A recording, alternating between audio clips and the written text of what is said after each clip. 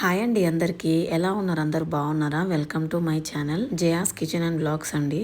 ఈ రోజు మా బాబు బర్త్డే అండి. మేము టెంపుల్కి అయితే వెళ్తున్నాము. భద్రకాళి గుడికి అయితే వెళ్తాం మేము. ఎటుపోతున్నాం డాడీ? టెంపుల్గా. ఈరోజు ఏంటి? తమ్ముడికి హ్యాపీ బర్త్డే చెప్పు మమ్మీ. ఇటు తిరుగురా, ఇక్కడ తిరుగు. చెప్పు హ్యాపీ బర్త్డే చెప్పు.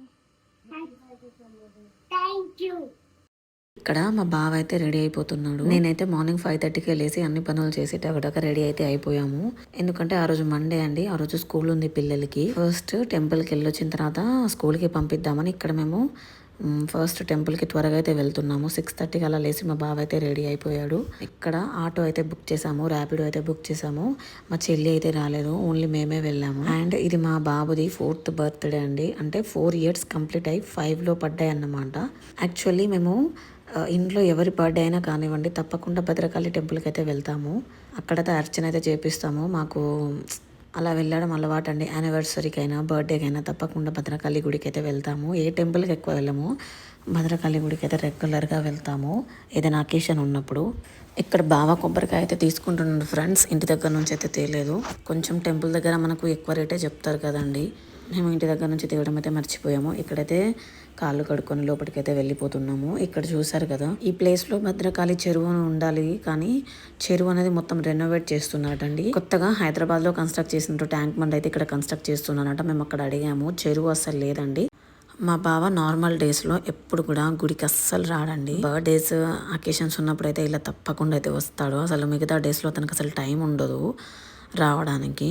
అంత బిజీ పర్సన్ మరండి అతను.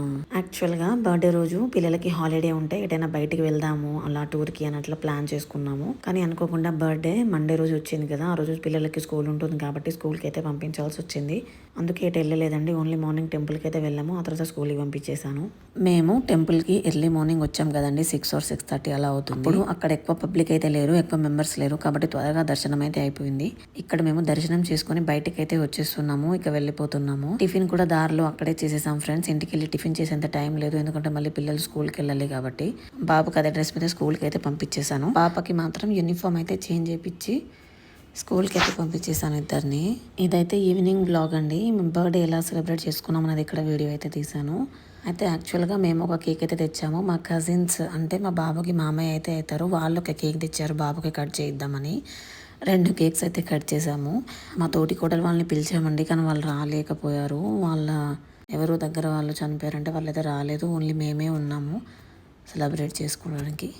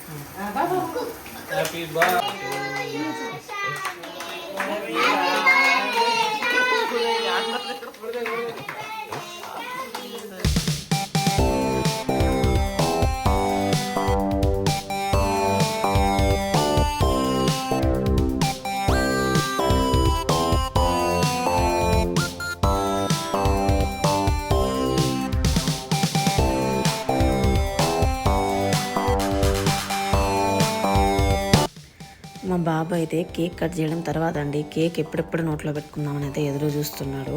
ఎప్పుడు కేక్ కట్ చేసినా సరిగా కట్ చేయడండి, అలాగే చేస్తూ ఉంటాడు. అల్లరి చేస్తున్నాడు. ఎంత నీట్గా బర్త్డే సెలబ్రేట్ చేద్దామని అనుకుంటే అంత ఆగమగమైతే అవుతుంది. పిల్లలతోనైతే మనం సరిగా బర్త్డే సెలబ్రేట్ చేయలేమండి నిజంగా.